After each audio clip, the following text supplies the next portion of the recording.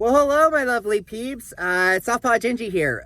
Real quick, today is officially November 2nd, which makes tomorrow, bum bum bum bum, Election Day. It is the biggest day that happens about every 4 years. We all know this. And it is our chance as Americans, as the United States, to come together and select a new candidate for the presidency. And not just the presidency, the Senate, the office, but it's our chance to make a difference. Now, um, first off, I am a huge advocate for equal rights. I am a proud gay man, and I have the struggles that I have gone through in my life.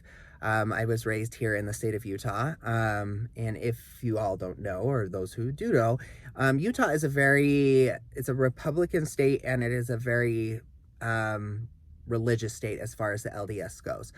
And growing up in an LDS community and being around, I'm not Mormon myself, but being different, being gay, trying to discover that and figure out who you are, and not being a part of the church, and everybody around you is LDS, and it's very confusing and it's very hard, especially when you start figuring out what you are when you're a gay man, or a gay woman, or transgender, or whatever you are. Is you're starting to go through these development changes. We all know that it's a very dark place, and it's a very scary place as we start to figure out, especially the time frame that you're doing it. I'm not going to mention my age. Haha, I'm going to leave you guys to guess that. But as I was growing up, it wasn't really socially accepted. I mean, it was probably a time frame where it was starting to get a little bit more out there, a little bit more well known of what it was, and slowly starting to become socially acceptable. But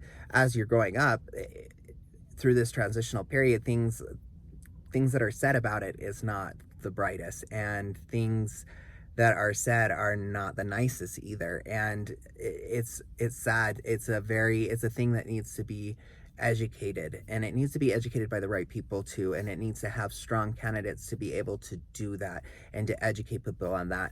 And I, for one, I will take that reign, and I have multiple times in my life,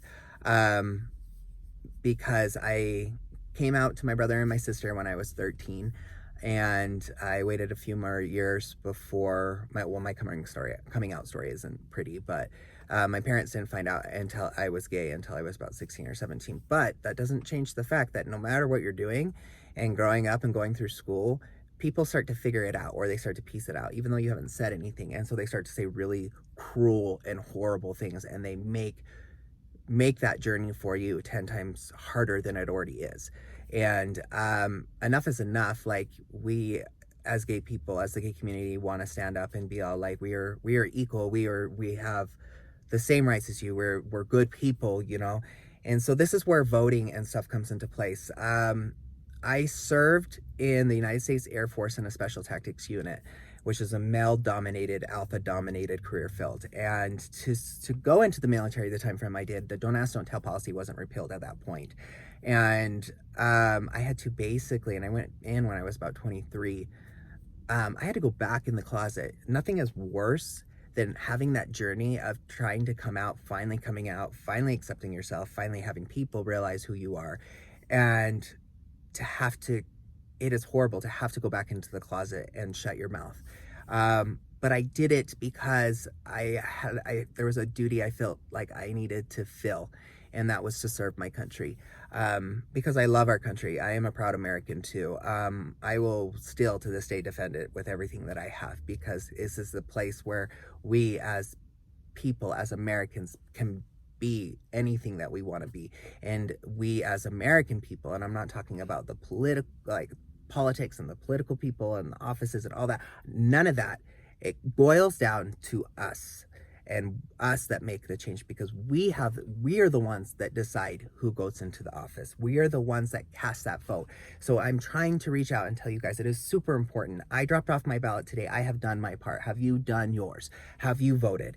If you have my love and thank you and a million thanks. But those who haven't, or still on the fence about it, you know what? Enough is enough. especially if you're a part of the gay community or Black Lives Matter or whatever the foundation that you have driving behind you, you know that there needs to be a change, and the only way that can happen is through our votes. So stand tall, be proud of who you are, get out there and vote. I can't say it, and I can't say it enough. And I will continue to be the person that I am, and I will continue to fight for equal rights, because you know what? I am equal to you. Marriage is not just based off of a man and a woman. It is based off of loving someone and wanting to spend your life with somebody, and nobody has the right to tell me you can love this person, or you can't love that person, or you can't marry them because they are the same sex. That is bullshit, and we all know it. Because I fought for those rights to have, I'm going to exercise those rights. And you know what? I will love who I want, and I will marry who I want. So I'm trying to make this super long, but that is my view on that, and that is how I feel about that. And I will continue to fight for equal rights, because you know what? We deserve it.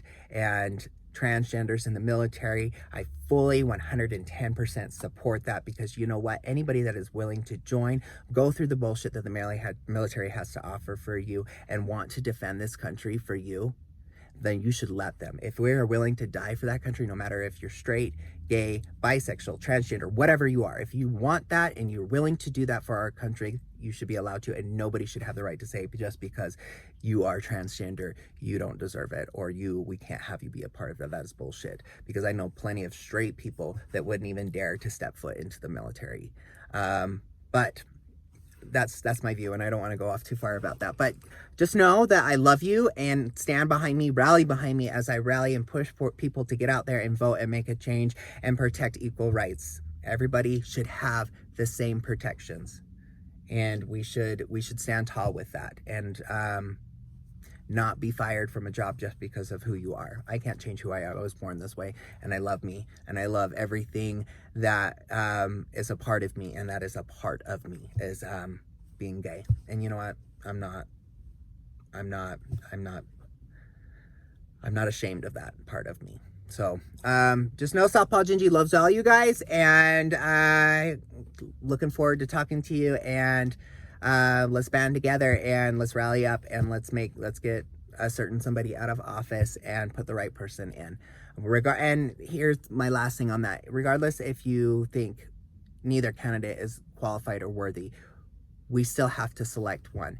So my best suggestion I can give you is select the one that is going to stand up for you and protect your rights and protect the things that you want to hold and protect dear to yourself. That's who you should vote for. All right, guys, I'm out. I am going to the gym. This is my 3rd week, especially coming off of my disorder. That POTS is an evil disorder, and it destroyed my life. But you know what? I am not the type of person that's just going to lay down and just take it. No, that is not me. I stand up and I fight no matter what it is, if it's voting, my health, whatever it is. And you guys should too. And hopefully through me, I can keep motivating you guys. But all right. Well, I love you. Have a fantastic day, and vote, go vote.